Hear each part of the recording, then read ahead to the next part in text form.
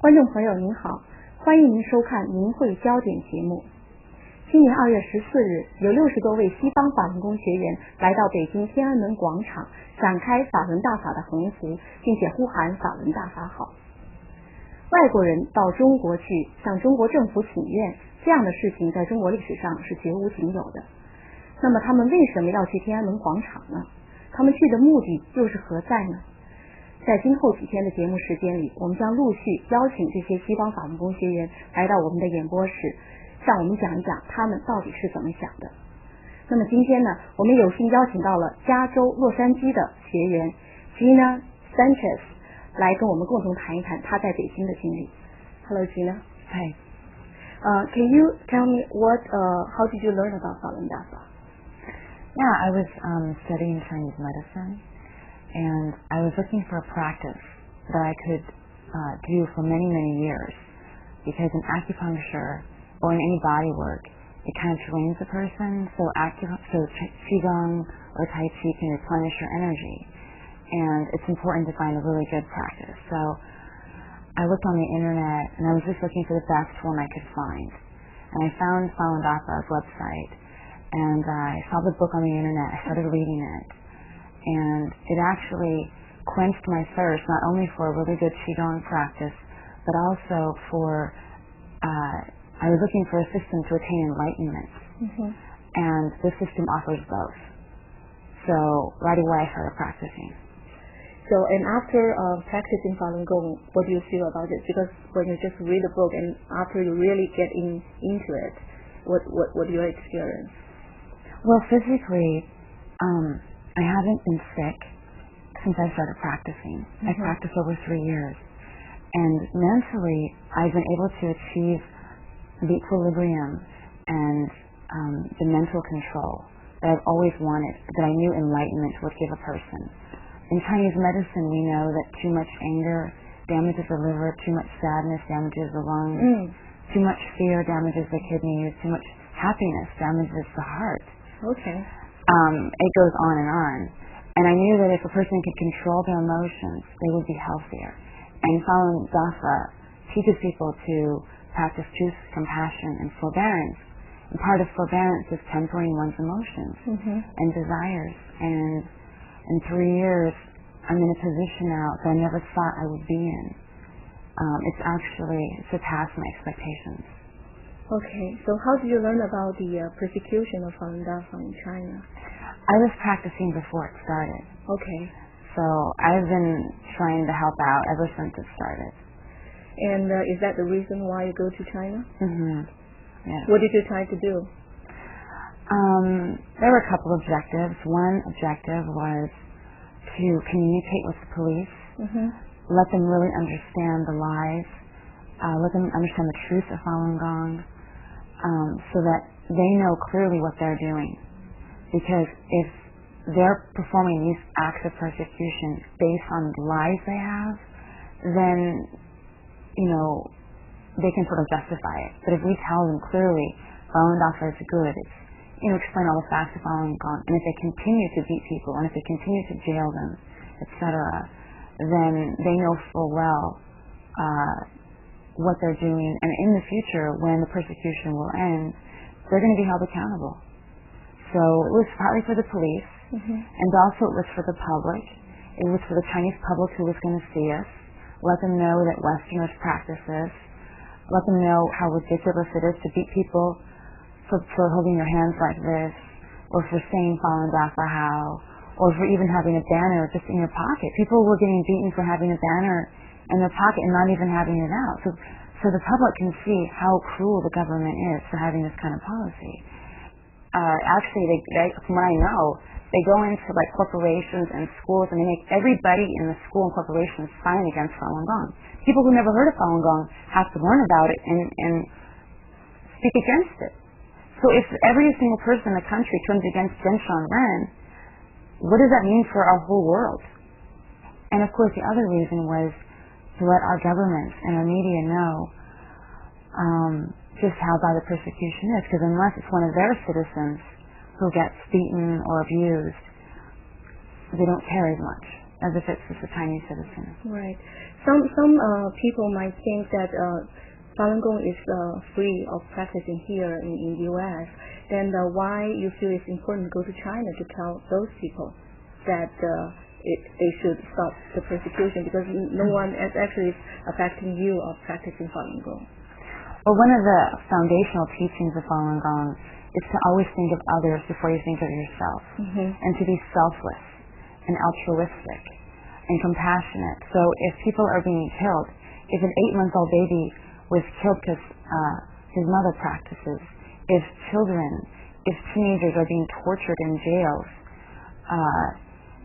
and of course the elderly and regular people, I mean, if little kids are being tortured, we have a duty to protect them. We have a duty to speak out on their behalf. It doesn't matter. I mean, Falun Dafa is not about being selfish. It's about being selfless. So if people are in need, if they're being persecuted and they're innocent, then that's where our cultivation teaches us to go in and help such people. And the fact also is that we practice the same system. If I happen to be born in China, I will be facing that.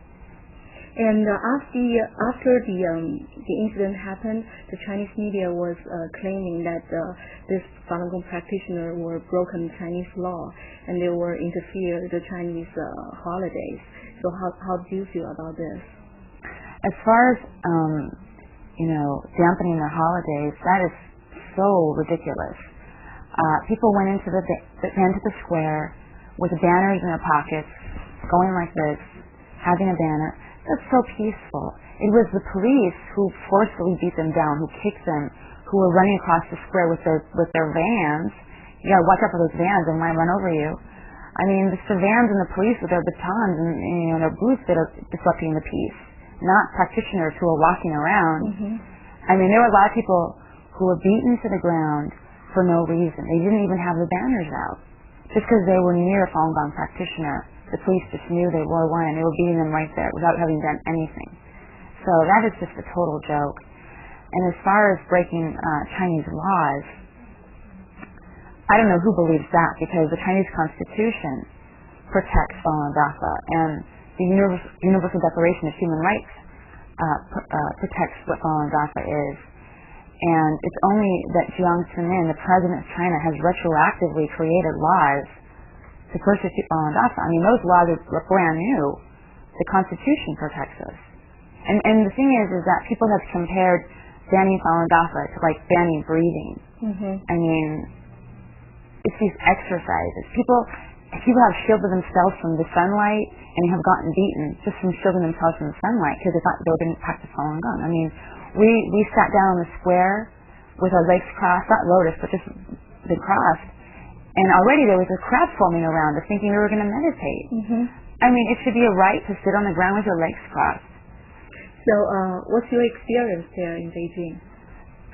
Well, we got to the square on Thursday about 1:35, and then about a little after 2, Mark Gardner with the black eye and I, we went out, and he held the banner up, and I just went like this, and I said, Falun Dafa how, and I said it repeatedly, and then pretty soon they got my hands behind my back, and then they started shoving me to a police van, and I was calling Falun Dafa how the whole way there, and I was doing it loudly so the whole people around me, they were all staring at me, they knew what we were there for. And then we got to the van, they threw me into the van, and I landed, I mean, there was a man on the bottom of the floor of the van. They threw me on top of him, and I had to like be very quick on my feet so I wouldn't like hit my head or hit him somewhere. So I was maneuvering, and they were like kicking us around. One guy had his foot on my back, and I just knew that if I didn't scare them, that they were going to do something worse. So I started screaming, and eventually they stopped. Because when I was screaming, I'm sure people outside in the square heard me, and I'm sure they felt self-conscious. And I think that it's fine to scream because, I mean, the police will feel scared in front of the bystanders if they hear someone screaming. They should know it's very uncomfortable under there. Of course, yeah. It wasn't that I was scared. I was just trying to make them say, "You guys, what are you doing?" You cannot do it. And they were, but they were going to do something really painful to me. I know. Anyway, we got to the police station, and people were singing Falun Dafa How. And as many people have already noticed, a lot of the police were young. They were like 18 years old. They had these baby faces. Okay. And we don't know how young they were, but we were singing Falun Dafa How, and I saw so many smiles on their faces. Once we were in the station, we just sat and meditated, and I noticed that over the long time we were there, when they saw us meditate, they were actually very impressed. I saw a lot of police, they admired us. I could see it in their faces, that we sat in lotus for a long time.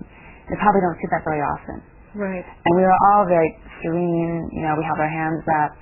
People were singing Falun Dafa How, and, the police liked that atmosphere, this atmosphere of forbearance, this atmosphere of compassion, this great focus we have in meditating. I felt glad that I was there educating them that we're good people, we're actually people they admire, and giving them a taste that people are like this all over the world, not just in China. This is what the practice gives people, regardless of what culture they are. Right. One of the things I asked them, are you against Falun Dafa? And they said, well, one of the police officers said, well, I'm not for Dafa or I'm not against it, but I do think it's bad because it causes people to die. It makes them commit suicide. Right.